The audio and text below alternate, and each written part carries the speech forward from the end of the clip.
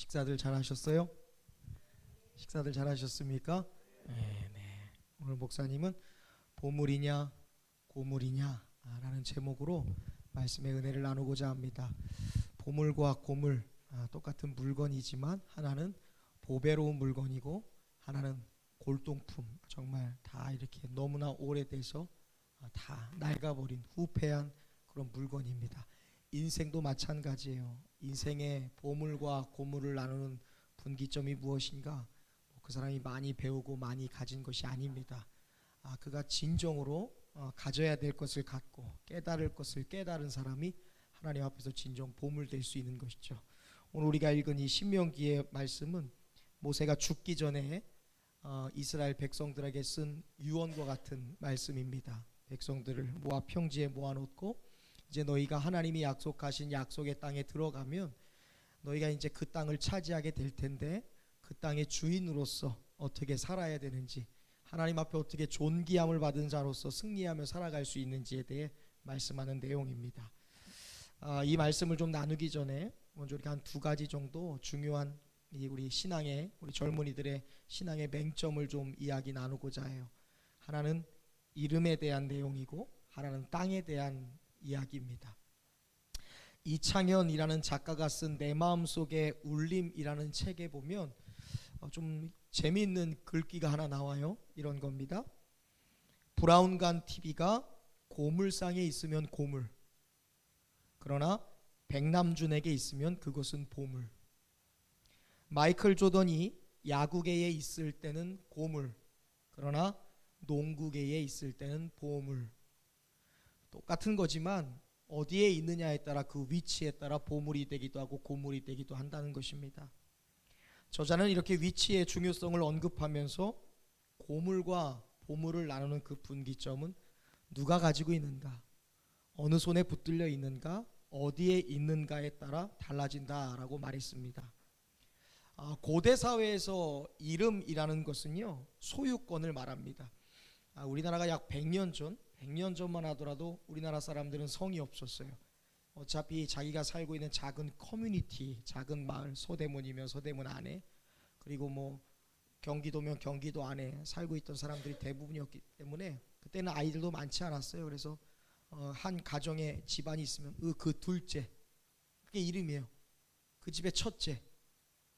그러다가 이제 우리나라에서 이제 성씨를 사고 팔고 그런 거 하면서 성이 가장 많이 생겼죠. 그래서 김둘째, 김셋째, 김첫째, 윤첫째, 윤둘째 이렇게 하다가 이름이 생겨나기 시작했습니다. 사실 고대 사회에서는 이름은 더 그렇게 흔하지 않은 것이었어요. 특별히 예수님 당시 때, 구약 시대 때 이름은 주인이 지어줄 수 있는 것입니다. 그래서 그 이름이 주인이 누구인지를 말하는 거예요. 너의 소유를 말하는 거죠. 그래서 또 이름이 바뀌었다는 것은 그래서 주인이 바뀐 것을 의미하는 거예요. 우리가 다니엘서에 보면 남유다가 바벨론에게 전쟁에서 패한 이후에 바벨론의 느부갓네살 왕이 유다에 살고 있었던 왕과 귀족들과 지혜자들을 포로로 붙잡아간 이야기가 나옵니다. 그 중에 다니엘과 다니엘의 세 친구가 있었습니다. 다니엘은 원래 그의 이름이었고요. 또 다니엘의 세 친구의 이름이 하나냐, 미사엘, 아사랴라는 인물들입니다. 이 이름은 다니엘을 포함해서 다 하나님과 관계 있는 이름이에요. 다니엘은 하나님이 심판자이시다라는 뜻을 가지고 있고요. 하나냐는 여호와는 은혜로우시도다라는 뜻을 가지고 있고, 미사엘은 누가 하나님과 같을 수 있는가, 하나님의 위엄을 나타내는 이름이 미사엘이고요. 아사랴는 여호와께서는 너를 도우시는 분이다 라는 뜻을 가지고 있습니다. 구약에서 이스라엘 백성들의 이름들은 거의 다 하나님과 관계되어서 하나님이 그들에게 붙여주신 거예요. 하나님이 그 아버지에게, 그 아버지로부터 그 자녀에게, 그 자녀로부터 그 자녀에게 대대로 선사한 이름이 바로 구약 고대 시대의 이스라엘 백성들의 이름입니다. 그런데 이 다니엘과 세 친구가 바벨론의 포로로 끌려갔잖아요. 그리고 바빌론의 느부갓네살 왕이 자기의 국고를 이용해서 다른 나라에서 포로로 붙잡아 왔던 그 사람들을 가르칩니다. 세상의 모든 학문들과 기술들과 그런 무용들을 가리켜서 자기를 보필하는 그런 내시, 자기를 보필하는 그런 신하들로 삼고 싶었던 거예요. 근데 그 순간에 교육을 시키고 무언가를 가르치고 먹이기 전에 가장 먼저 했던 것이 그들의 이름을 바꿔버리는 것이었습니다. 다니엘은 벨드사살이라는 이름을 붙여줬고요. 하나냐는 사드락, 그리고 미사엘은 메삭, 그리고 아사랴는 아벳느고라는 이름을 바벨론의 왕이 그들에게 선사 붙여줘 버립니다. 이름을 붙여줬다는 것은요, 의미가 있는 거예요. 이제 소유권이 바뀌었다는 거예요. 하나님의 이름이 들어가고 하나님이 어떠한 분이신지를 자신의 이름을 통해 증명했던 사람들의 이름을 바벨론식으로 다 바꿔버리는 겁니다. 그래서 이제 세상은 달라졌어. 이제 이 세상의 주인은 나야. 너희의 주인은 더 이상 하나님이 아니야라는 걸 이름을 통해 바꿔버리는 상징성이 있는 겁니다. 다니엘은 벨드사살이라고 했는데요, 이 다니엘의 이름 안에 있는 것이 뭐냐면 벨이라는 거예요. 벨이여 그의 생명을 보호하소서. 이게 다니엘에게 붙여진 벨드사살의 이름입니다. 이전까지는 다니엘, 엘, 하나님이 심판 주시고 하나님이 보호자시다라는 이름인데 벨드사살, 벨이 보호자야 이름을 바꿔버린 거예요. 사드락은 그 당시에 달의 신이었던 아쿠, 이 아쿠의 이름을 따서 아쿠가 명령하신다라는 이름을 가지고 있습니다. 메삭도요, 아쿠와 같은 신은 누가 있는가라고 지어버리는 거예요. 아벳느고는 느고가 신이십니다. 너는 느고의 신하이다 라는 뜻을 가지고 있습니다. 네 사람의 이름을 다 바꿔버렸어요. 상징시키는 거죠. 그 당시에 이미 왕들은 다 죽거나 눈 다 뽑혀서 끌려갔죠. 근데 귀족들을 잡아다가 귀족의 이름을 다 바벨론식 이름으로 바꿔버리는 거예요. 이게 뭐냐면 의미를 갖고 있는 거예요. 이제 유다는 내 거다. 유다 민족은 나의 백성이다. 유다의 신은 죽었다. 내가 섬기는 바벨론의 신이 참이시다 라고 그렇게 이름을 바꿔버리는 겁니다. 그런데 여러분, 우리가 잘 아는 것처럼 다니엘은 자신의 이름을 버리지 않습니다. 자기 스스로를 벨드사살이라고 고백한 적이 한 번도 없어요. 자기의 이름과 전생애를 통해 하나님이 오직 심판주이십니다 라는 것을 선포합니다. 우리 교회 학교 시간에도 다니엘에 대한 이야기를 함께 나누었거든요. 다니엘이 최소 2 왕국을 나갑니다. 바벨론의 포로가 되었고요, 그 다음에 바벨론을 메데라는 나라가 점령을 해요. 그 메데가 페르시아 바사 왕국의 전신입니다. 이 느부갓네살 왕 때에 끌려갔던 다니엘이요, 마지막 메데 왕국의 다리오까지 섬겨요. 왕이 5명이 바뀝니다.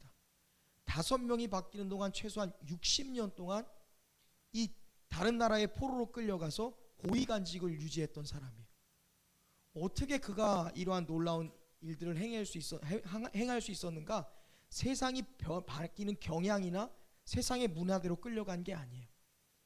다니엘은 자신의 이름을 붙잡았어요. 하나님이 심판주시다. 다니엘, 하나님이 나의 왕이시다라는 이름을 붙잡았다는 것입니다. 아브람도 마찬가지죠. 아브람, 민족의 아버지에서 아브라함, 열궁의 아버지, 모든 사람의 아버지로 하나님의 이름을 바꿔주신 거예요. 이름을 바꿔주신다는 건 아브라함은 누구의 소유라는 거예요? 하나님의 소유라는 거예요. 야곱도 이름이 바뀌었습니다. 발꿈치를 잡는 사람, 다른 사람을 괴롭히는 사람에서 이스라엘, 승리한 자로 이름을 바꿔주셨어요. 누가요? 하나님이 야곱의 주인이시다라는 걸 선포하신 것이죠. 사울도 이름이 바뀌었습니다. 사울은 스스로 큰 자라고 이야기했어요. 난 많이 배웠고 많이 가졌고 많이 아는 사람이야, 난 유명한 사람이야 라고 스스로 고백하며 사울 자신의 이름을 드높였습니다. 근데 하나님이 다메섹 도상에서 부활하신 주님이 사울을 만나셔요. 그리고 이름을 뭘로 바꿔요? 바울로 바꿔요. 작은 자. 큰 자에서 작은 자가 됐지만 하나님이 그를 구속하여 지명하여 불렀더니 바울은 세상에서 가장 위대한 하나님의 종이 될 수 있는 줄로 믿습니다. 이름이 바뀐다는 것은요, 소유권이 바뀌는 거예요. 나에게서 주인으로, 나에게서 주님으로. 같은 맥락에서 불러주는 이름이 내가 누군지를 결정하는 거예요. 하나님이 나를 종이라고 말하면 나는 하나님을 주인으로 섬기면 되는 것입니다. 주인으로 섬길 때 종은 비로소 존재할 수 있는 것이죠. 하나님이 우리를 향해 너는 나의 자녀야, 아들이야, 딸이야 라고 부르셨다는 건 내가 하나님을 아버지로 인식하기를 원하신다는 거예요. 내가 하나님을 아버지로 인식할 때 나는 자연스럽게 하나님의 자녀가 되는 거예요. 하나님이 여러분을 오늘도 부르고 계세요. 그 부르심에 우리가 믿음으로 반응해야 됩니다.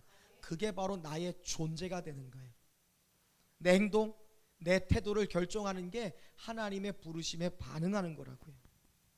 성경에서 마찬가지로 이름하고 쌍두마차를 이룰 정도로 중요한 개념이 있어요. 이게 바로 땅의 개념입니다. 땅. 이름도 중요하지만 성경에선 땅도 이름만큼 중요해요. 성경에서 땅은요, 하나님이 허락하시는 겁니다. 그래서 우리는 뭐 어렸을 때부터 땅 따먹기 이런 거 많이 하고 놀죠. 근데 이스라엘은요, 하나님이 한번 이스라엘 백성이든 누구든 기업이든 가정이든 어떤 사람이든 그 땅을 주시면 그 땅은 사고 파는 게 안 됩니다. 하나님이 만약에 믿음이한테 땅을 딱 주시잖아요. 그럼 그게 믿음의 기업이에요. 그게 믿음의 평생에 송씨 가문의 믿음의 아들에게 그 아들에게 대대로 물려줘야 될 기업이 되는 거예요. 그 기업은 하나님이 주시는 것입니다. 자, 오늘 본문 신명기 17장 14절에 보니까 하나님이 이스라엘 백성들에게 그런 말씀을 하십니다. 14절 말씀 한번 읽어보겠습니다. 시작.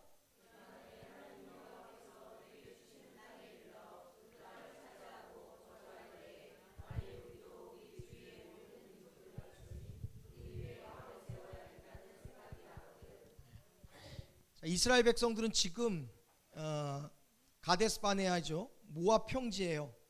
지금 요단강을 사이에 두고 건너편에 지금 가나안 땅이 보이는 거예요. 지금으로 말하면 요단강 사이에 두고 요르단 지역에 건너가 있는 겁니다. 요르단 지역에서 가운데 강을 건너편으로 보고 있는데 지금까지 이스라엘 백성들은 땅 한 평을 가져본 적이 없어요. 이스라엘의 조상이었던 아브라함이 처음 하나님의 부르심을 받고 갈대아 우르를 떠나고 정든 아버지와 조상의 땅을 떠나서 하란을 지나서 가나안 땅에 들어가잖아요. 아브라함은 죽을 때까지 자기 땅이 없이 살던 사람입니다. 사실은 평생을 장막 텐트에 거했던 사람이에요. 근데 그의 근거지가 되었던 것이 브엘세바죠. 브엘세바. 그 브엘세바에서 조그만, 우리가 잘 아는 것처럼 사라를 위한 조그만 무덤을 얻게 해서 그 땅을 구매한 적은 있어도 이스라엘 백성들은 하나님 앞에 부름받은 이후로 단 한 번도 땅을 소유해 본 적이 없어요. 날마다 객이었어요. 날마다 손님이었습니다. 나그네였습니다. 그런데 하나님께서 지금 약속의 땅, 적과 꿀이 흐르는 땅, 그 땅이 마주 보이는 편에서 말씀하는 거예요. 하나님이 너희에게 말씀하신 그 땅을 주시거든 이라고 말씀해요. 여기에서 이스라엘 백성들은 깨닫게 되는 거예요. 아하, 땅은 누가 주시는 거다? 하나님이 주시는 거다. 우리가 홍해바다도 건너고 광야에서 마라에서 쓴물도 단물로 바꿔본 적도 있고 매일같이 내리는 만나와 메추라기를 먹으면서 풍요롭게 지냈지만 땅을 가져본 적은 없어요. 한 번도 땅을 꿈꿔본 적은 없습니다. 그냥 하나님 매일매일 목마르지 않았으면 좋겠어요. 하나님 아말렉이 공격하지 않았으면 좋겠어요. 하나님 불평하고 원망할 일이 안 생겼으면 좋겠어요가 희망사항이었지 땅을 원한 적은 없어요. 근데 하나님이 지금 땅을 주신다고 말씀하는 거예요. 땅은 하나님이 주시는 것이고 하나님이 차지하게 하시는 거고 하나님이 정착하게 하시는 거예요. 내가 아니에요. 땅은 내가 갖는 게 아닙니다. 하나님이 세우시는 거예요. 사람의 이름도 하나님이 결정하는 거예요. 사람의 인생도 하나님이 결정하는 거예요. 사람이 살아갈 위치도 하나님이 결정하시는 거예요. 그러니까 우리는 기억해야 돼요. 내게 이름을 주시고 내게 가정을 주시고 내게 생명을 주시고 내게 직업을 주시고 내게 자격을 주신 하나님께 감사해야 돼요. 내가 얻은 것이 아무것도 없어요. 하나님이 주신 것입니다. 여러분, 바로 이 정신에서 사명감이 나와요. 하나님이 주셨다, 땅은 하나님이 주시는 것이다 라는 것을 믿는 그 자리에 소명감이 있습니다. 직장이 내가 들어간 게 아니에요. 학교가 내가 들어가는 게 아니에요. 사람을 내가 만나는 게 아니에요. 가정을 내가 이루는 것이 아닙니다. 하나님이 허락하셔야 가능한 거예요. 거기에서 소명이 나와요. 아, 하나님이 부르셨구나. 아, 하나님이 보내셨구나. 저는 어떤 자리에 있든지 여러분이 이러한 분명한 정신을 가졌으면 좋겠어요. 아, 하나님이 나를 불러주셨듯이 땅은 하나님이 주시는 것이다. 내가 발을 디디고 서 있는 곳은 내 의지로 간 것이 아니라 하나님이 허락해 주셨기 때문에, 하나님이 만들어 가셨기 때문에 내가 이 자리에 있다라는 것을 기억하시길 바랍니다. 그러므로 인생은요, 몸부림쳐서 되는 것이 아니에요. 인생은 이끄시는 대로 가는 거예요. 하나님 안에 거하는 것, 그것이 은혜예요. 목사님이 앞에서 이창현 작가가 쓴 내 마음속의 울림이라는 책 이야기를 했죠. 거기에 뭐 브라운관 TV, 지금은 우리가 다 LCD, 그렇죠? 이 LED잖아요. 자기 스스로 빛을 내는 그 뒷판을 이용해서 백판을 이용해서 우리가 영상을 보지 않습니까? 빛을 내는 소자를 통해서 보는 거예요. 근데 예전에는 LED라는 것이 없었어요. 그래서 어때요? 브라운관이라는 게 있어요. 여러분 본 적 있어요, 여러분? TV가 얇은 게 아니라 뒤에 이렇게 배 불뚝한 TV 같은 거, 아마 여러분 영상이나 과거 그런 모습에서 봤을 거예요. 이 영상이 이 TV 브라운관이 고물상에 있으면 그건 고물이에요. 근데 백남준 씨에게 있으면 보물이라고 얘기하는 거예요. 백남준 씨는 우리나라의 굉장히 유명한 예술가입니다. 미술 예술가. 근데 목사님이 실제로 이 백남준 씨가 브라운관 TV로 작품을 만들고 본 적이 있어요. 어린 시절에 목사님은 안양에 살았기 때문에 과천에 가면 국립현대미술관이라는 데가 있습니다. 거기에 갔는데 백남준 씨가 다다익선이라는 이름의 제목으로 브라운관 TV 수백 개를 산처럼 케이크, 한 2단 케이크처럼 쌓아놨어요. 그게 뭐냐면 브라운관 TV에 영상을 막 트는 거예요. 지금이야 우리가 TV 뭐 100개, 200개 쌓아놓는 거 쉬울 수 있지만 그 당시에 그 비싼 브라운관 TV를 케이크처럼 이렇게 딱 쌓는 거예요. 그거를 어린 시절 부모님이랑 같이 현대미술관에서 봤던 기억이 있어요. 너무 충격적이었어요. 건물 한 2, 3층 되는 높이의 브라운관 TV를 K처럼 쫙 쌓는데 그 화면 하나하나에서 각각 다른 영상이 나오는데 와, 너무너무 멋있었어요. 최고의 예술작품이에요. 그 예술작품이 올해로 만들어진 지 35년이 됐대요. 그래서 이번 달 9월 12일 날 35년을 기념해서 국립현대미술관에서 다시 그것을 재가동을 시켰어요. 그리고 브라운 TV에서 그 백남준 씨가 처음 만들었던 그 모습이 그대로 보이게 됩니다, 여러분. 너무너무 충격적이었어요. 대단한 모습이었습니다, 여러분. 자, 목사님이 그 얘기를 왜 얘기하냐?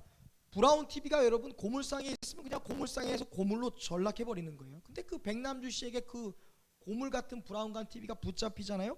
그러면요, 그게 보물이 되는 거예요. 그러니까 이 TV의 존귀함의 위치는 어디예요? 그 사람의 위치에 있는 거예요. 여러분 한번 물어볼 수 있기를 바랍니다. 스스로에게 나는 보물인가? 나는 고물인가?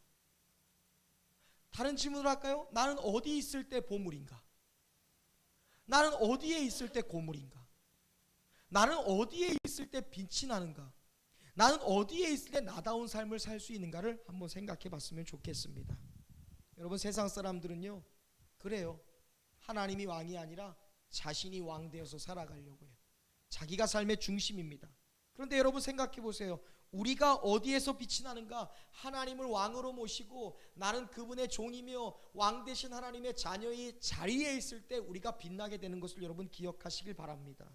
오늘 본문에 보니까 오늘 본문은 왕은 어떻게 살아가야 되냐라는 말씀이에요. 오늘날 너무 많은 사람들이 자신이 왕이 되어서 내가 결정권자가 돼서 내가 하나님이 되어서 살아가는 시대입니다. 이러한 시대, 수많은 사람이 자기가 왕 되어서 살아가는 그 시대에, 자기가 왕이 되어서 살아가는 그 시대에 붙들어야 될 진짜 교훈이라는 거예요. 이 교훈은 무엇이냐면 하나님을 왕으로 모시고 살라는 거예요. 내가 왕이 아님을 인정하라는 거예요. 인생은 누구를 의지하느냐의 싸움입니다.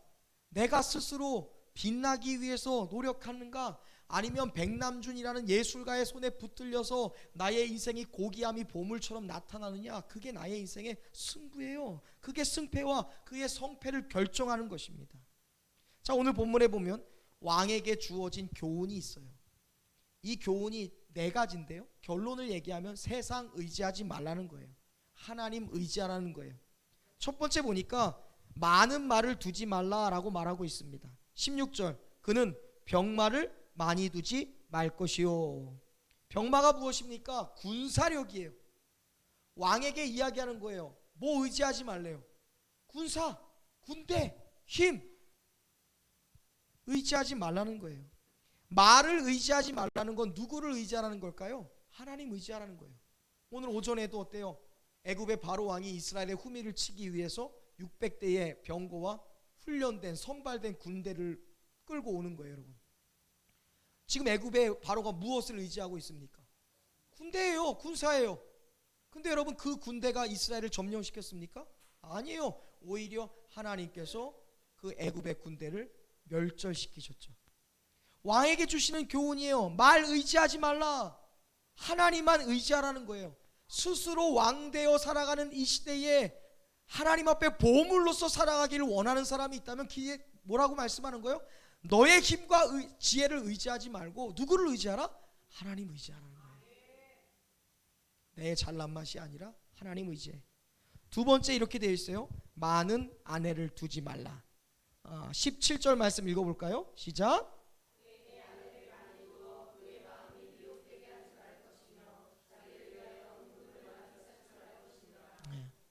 많은 아내를 두지 말라는 것은 이 당시에 고대 왕들은요,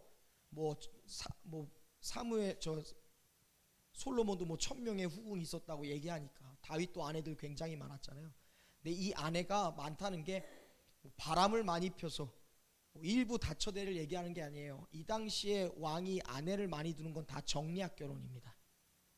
무슨 말인지 아시죠? 목사님 얼마 전에 설교했으니까 나의 어떤 왕권을 세계적으로 이것을 발휘하기 위해서는 다른 나라의 왕들과 정략 결혼하는 거예요. 내 세력을 다른 나라에까지 뻗치기 위해서, 나의 의지력을, 나의 군사력을 다른 나라까지 장악하기 위해서 약속 결혼하는 거예요. 아내 많이 두지 말라는 건 정략 결혼하지 말라는 거예요. 사람 의지하지 말라는 것이죠. 그리고 하나님을 모르는 이방의 방법을 따르지 말라는 것과도 같습니다. 또 은금을 의지하지 말라고 얘기했어요, 여러분. 여러분, 세상 사람들이 얘기하잖아요. 어른들 그런 얘기하죠. 내 마지막에 노후를 준비하려면 얼마 정도 돈이 있어야 된다. 우리가 자녀를 잘 양육하기 위해선 한 달에 생활비가 얼마 정도 나와야 된다. 내가 지금 하는 사업을 잘 유지하려면 어느 정도 돈이 나와야 된다. 알바를 쓰려면 어떻게 한대요? 알바를 쓰고 싶어, 사장님이. 근데 요즘에 그런 것도 가르쳐줘. 알바를 쓰고 싶은데 어떻게 해야 되죠? 그러니까 알바가 얼마를 받니? 그럼 150만 원을 줘야 된다는 거야. 150만 원의 알바를 쓰려면 내가 얼마를 벌어야 되냐고 물어보는 거야. 그런 질문을 해, 요즘에. 150만 원 알바를 쓰려면 얼마를 더 벌어야 될까? 내가 지금 버는 거에서 그 알바비에 더블을 내가 더 벌어야 그 사람을 쓸 수 있는 거래. 그러니까 내가 지금 200만 원을 벌고 있는데 150만 원 알바를 쓰면 난 얼마 받아? 50만 원이야. 그거 가게세 내고 뭐하면 적자지. 근데 내가 꼭 150만 원짜리 알바를 써야겠어. 그럼 200만 원 버는 사람이 얼마를 더 벌어야 돼? 이 사람 주는 알바비의 2배인 300만 원을 더 벌어야 돼. 그러니까 500만 원을 벌어야 나도 쓰고 이 사람도 충분히 쓴다는 거야. 여러분, 별의별 얘기가 많아요. 사람들이 얘기하는 게 많아요. 돈 버는 방식, 돈 잘 굴리는 방식을 말해요. 사람들이 다 그게 정답이라고 얘기해요. 근데 그거 의지하지 말라는 거예요. 미혹당하지 말라라고 말씀합니다. 그리고 가장 중요한 것이 있어요. 왕이 어떻게 살아야 되는지를 말씀하고 있는 것입니다. 자, 여러분 18절 말씀 목사님 읽을게요. 그가 왕위에 오르거든, 왕자리 가고 싶거든, 이 말이에요. 이 율법서의 등사본을 레위 사람 제사장 앞에서 책에 기록하여 평생에 어떻게 하래요? 자기 옆에 두고 읽어 그의 하나님 여호와 경외하기를 배우고 율법의 모든 말과 규례를 어떻게 지켜 행하라 말씀해요. 이 세상에서 오늘날 왕되어 살아가는 사람들에게 말하는 하나님의 교훈이에요. 돈도 사람도 그리고 자신의 권력도 힘도 의지하지 말래요. 오직 무엇을 의지하래요? 하나님의 말씀 의지하라는 거야. 주의 말씀은 내 발의 등이요 내 길의 빛이다 라고 말씀했잖아요. 율법책을 옆에 두라는 것은요, 성경을 가까이 두라는 거예요. 우리 학생 청년들은 가방에 성경이 있어야 돼. 성경이 할렐루야. 화랑아, 오늘 가방 놓고 가면 안 돼. 내가 너 가방 보고 매일 기도해. 그 가방 붙잡고, 하나님 이 가방이 우리 화랑이의 학교 가방 안으로 들어가게 하셔서, 아이 주웠어. 그 가만놓고 가면 안 돼. 성경이 무기에 무기. 아시겠죠? 내 무기야, 내 무기. 언제든지 찾아볼 수 있도록 항상 여러분 성경 갖고 있어야 돼요. 말씀이 내 손 안에, 내 눈 가까이에 있어야 돼요. 기도 제목이 늘 있어야 되는 거예요. 여러분, 사람이 어디서 행시 나오냐면요, 학생들은요 가방 보면 돼요. 가방. 그래서 목사님은 가방을 잘 뒤져. 목사님이 매일 하는 일이 주은이 가방 한번 뒤져보고 주원이 가방 한번 뒤져보는 거야. 그래서 매일 가방이 무거워요 그러면 가방을 다시 세팅해줘. 무거운 게 등받이 쪽으로, 가벼운 게 바깥쪽으로. 목사님 매일 정리해줘. 화일도 지금은 말하지 않아도 애들이 화일을 착착착, 필통을 착착착. 여러분, 가방을 보면 그 사람을 아는 거예요. 학생은 가방에서 내가 나오는 거야. 가까이 두는 것이 중요해요. 내 가방에 무엇이 들어있느냐. 오늘 왕이 되고 싶은 사람, 왕으로서 살아가는 사람들, 아니 이 세상에서 하나님 앞에 보물 되어 살아가고 싶은 사람들에게 주는 교훈이 뭐예요? 날마다 말씀 읽는 것이죠. 날마다 말씀을 묵상하는 거예요. 그 말씀 속에서 힘을 얻는 것입니다. 어제의 은혜가 아니라 오늘의 은혜가 필요한 거예요. 네. 여러분, 오늘 은혜로 여러분 다음 주 살아갈 수 있어? 지난주에 설교 제목이 뭔 줄 여러분 기억나? 목사님이 지난주에 주일날 무슨 설교했는지 알아 니네? 은혜 설교했잖아. 우리는 바로 지나고 나면 까먹어. 그치? 엄마들은 어때? 잘 기억하고 있어요? 2차 민생지원금 나는 무슨 요일인가 그거 생각하고 있는 거 아니야? 왜 이래 눈치 봐? 우리 학생들, 청년들, 세상이 저마다 자기가 왕 되어서 살아가는 시대예요. 이 왕 되어서 살아가고 싶어하는 시대에 하나님이 분명히 보물과 고물을 나누셔.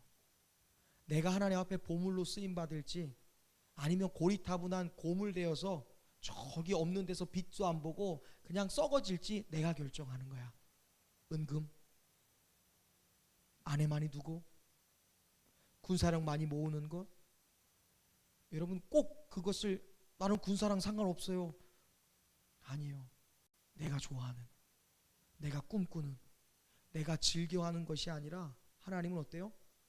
말씀이 하나님, 말씀이 곧 하나님이시니까, 말씀이 곧 우리에게 육신으로 오신 예수 그리스도이니까 말씀은 교만도 떠나게 하고 두려움도 떠나게 합니다. 말씀은 무의미한 것도 의미 있게 해요. 말씀은 무질서했던 것도 질서 있게 바꿉니다. 그게 말씀이 주는 힘입니다. 사랑하는 우리 학생 청년들이요, 인생의 문제는요 본질의 문제가 아니라 위치의 문제예요. 인생의 문제는요 내가 어떤 가정에서 태어나는가, 나의 보호자가 누구인가, 나를 돕는 이가 어디에 있는가, 누가 나의 협력자인가가 아니에요. 나의 삶의 위치에서 드러나는 거예요. 아내들 틈도 아니고 은금 틈도 아니고 군사력 틈도 아닙니다.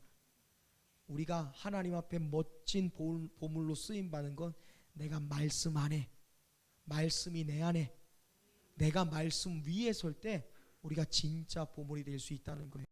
오늘 본문의 말씀 중에 마지막 절 같이 읽어보겠습니다. 읽습니다. 20절. 그리하면 그의 마음이 그의 형제 위에 교만하지 아니하고 이 명령에서 떠나 좌로나 우로나 치우치지 아니하리니 이스라엘 중에서 그와 그의 자손이 왕 위에 있는 날이 장구하리라. 아멘. 여러분 장구하시길 바랍니다. 길어지시길 바랍니다. 유능해지시길 바라요. 여러분이 다니엘처럼, 다니엘이 5명의 왕을 섬기면서 80, 90평생 고위관직을 유지할 수 있었던 것처럼 하나님이 여러분들을 기름 부어주시고 세워질 때 그 자리에서 오랫동안 있을 수 있기를 바라요. 그렇게 해서 필요한 게 뭐예요? 율법책, 말씀 위에 서는 거예요.